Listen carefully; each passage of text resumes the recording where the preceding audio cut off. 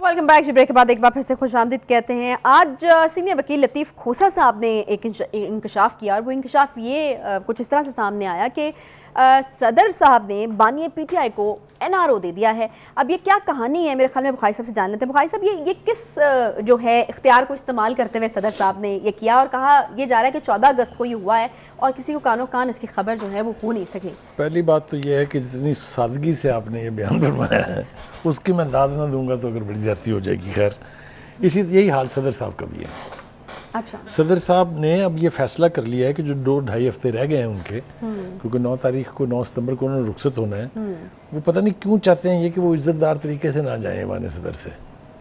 मतलब है ट्वीट से शुरू हो जाएं आप। मुझे तो बाकायदा शर्म आ रही है ये बयान करते हुए कि 2 हफ्ते से ज़्यादा वो बिल अपने पास 10 दिन से ज़्यादा रख के बैठे रहे और किसी से नहीं कहा उन्होंने कि इनको वापस भेज दें। जब वो कानून बन गया तो फिर उन्होंने एक ट्वीट के ज़रिए माफ़ी मांगी उन लीडरों से जो फड़े गए हैं, जिसको पंजाबी कहते हैं फड़े जाना, जो फड़े गए, इंक्लूडिंग द पार्टी चीफ। भाई, अगर आपने उस बिल पर दस्तखत ही नहीं किए हैं और वो कानून नहीं बनाए तो फिर माफ़ी काहे की मांग रहे हैं आप? एक दूसरी बात यह है कि अब आपने दूसरी हरकत फरमा दी है। देखें, आपकी इस हरकत ने कितना बड़ा नुकसान पहुंचाया है पीटीआई चीफ की कॉज को, कि जिस मुजरिम की सज़ा में आप तखफीफ करते हैं पाकिस्तान यौम आज़ादी के हवाले से, आपने तस्लीम कर लिया कि जो उसको सज़ा हुई है वो ठीक है। तभी तो आपने कमी की है ना उसमें। So it's a sort of a confirmation that sentence is according to the law. मेरी बात को समझने की कोशिश करें। मैं कोशिश कर रहा हूँ कि मेरे नाज़रीन भी इस बात को समझें कि जब सदर मुमलिकत किसी कैदी की सज़ा में जिसको सज़ा हो गई हुई है तखफीफ करते हैं तो इसका मतलब ये है कि वो जो सज़ा है वो जस्टिफाइड है, ठीक है। समझ गई बुखारी साहब? हाँ, नहीं आप जानबूझ के बुखारी साहब नहीं देखे ना, बहुत सारे तो ऐसे हमारे यहाँ लोगों को सज़ा हुई होती है जो बेचारे पता नहीं कितनी देर के भुगत लेते हैं, बाद में पता चलता है जी कि उन्होंने तो कोई जुर्म नहीं किया था। तो ये ज़रूरी तो नहीं है कि मतलब सज़ा सही हुई भी है इसीलिए तखफीफ की जा रही है। तखफीफ तो मेरे ख्याल में फिर उसमें तो कोई वो नहीं होती, किसी भी तफरीक के बगैर आप तखफीफ करते हैं। वो सब कैदियों की हो जाती है ना। मैं वैसे जानना चाह रही हूँ नॉलेज के लिए। हुआ ऐसे ही है, ये सिर्फ एक शख्स को नहीं दी है लेकिन बाकियों के साथ उस शख्स को शामिल करना जो है वो मज़ेदार बात है। और दूसरी बात यह है कि ये जो खान साहब हैं पीटीआई के चीफ, उनका एक बयानिया था, मर जाएंगे एनआरओ नहीं लेंगे। अच्छा, तो वो किसी ना किसी तरीके से मिल गया ये कहना चाह रहे हैं आप? मैं नहीं कहना चाह रहा, आप समझ रही हैं कि मैं क्या कहना चाह रहा हूँ। ठीक है जी, एक तो ये बात होगी। दूसरी बात ये है कि इसका इंकशाफ भी मेरे ख्याल से खामोशी से चलती रहती बातों को हर्ज नहीं था। वो जो more loyal than the king है ना, खोसा साहब, उन्होंने आज इसका इंकशाफ फरमाया है कोर्ट की प्रोसीडिंग के दौरान। अच्छा, तो ये बात जो है ये जिसको कहते हैं ना आसमान पे चढ़ गई है। खोसा साहब का मसला है, खोसा साहब दरीना पीपल्स पार्टी के रहनुमा थे और अपनी पूरी जवानी और पूरा एक तवील अरसा जो है, कई डेकेड्स, उन्होंने पीपल्स पार्टी के प्लेटफॉर्म से अपने आप को नुमायां भी रखा, अपने आप को यानी आला तरीन ओहदों पर फायज भी करवाया। लेकिन फिर अचानक उनके अंदर का इमरानदार जाग पड़ा है।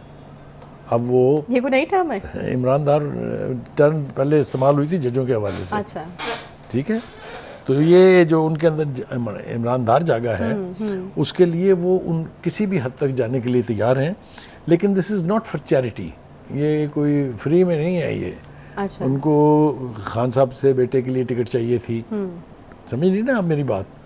तो ये अब अपने आप को जस्टिफाई करने के लिए उन्होंने जो कुछ अदालत के अंदर बयान फरमाया है, जो कुछ उन्होंने जो ट्रायल जज था उसकी शान में बयान फरमाया है, जो कुछ वो इस्लामाबाद हाई कोर्ट के बारे में कह रहे हैं, वो एक सीजन्ड पॉलिश्ड सीनियर वकील से आप तवक्को नहीं करते हैं। वो पार्टी के बिल्कुल ऑलमोस्ट कारकुन बन गए हैं, विच इज़ हिज डिस्कशन, कोई इसके ऊपर दो राय नहीं रख सकता। मगर उनको ये मौका क्यों मिला है? उनको ये मौका इसलिए मिला है कि जो सबसे बड़े लॉयर थे पीटीआई चीफ के, ख्वाजा हारिस, उन्होंने फाइलें शाइलें वापस करके और ये कहा है कि जी मैं अब मज़ीद ये फ़र्ज़ जो है वो सर अंजाम नहीं दे सकता।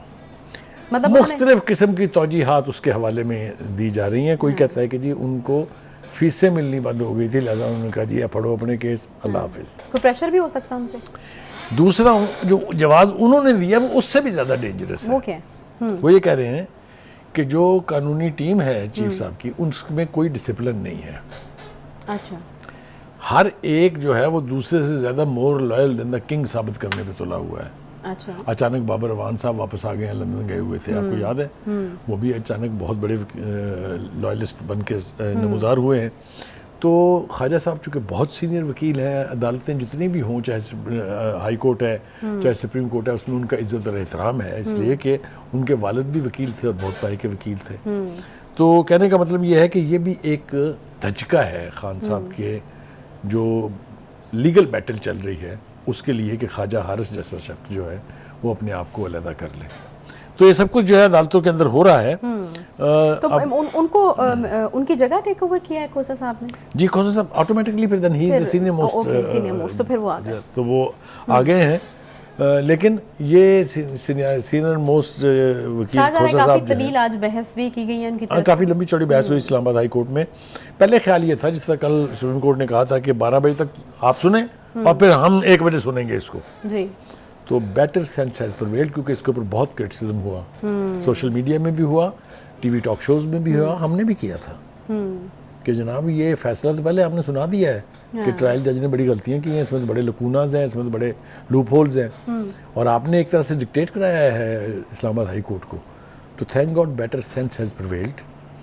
ना सिर्फ ये कि आज इस्लामाबाद हाई कोर्ट ने कंक्लूड नहीं की वो प्रोसीडिंग्स, सुप्रीम कोर्ट ने उसको मंडे तक के लिए मुलतवी कर दिया है। तो मैं समझता हूँ कि it is an act of wisdom.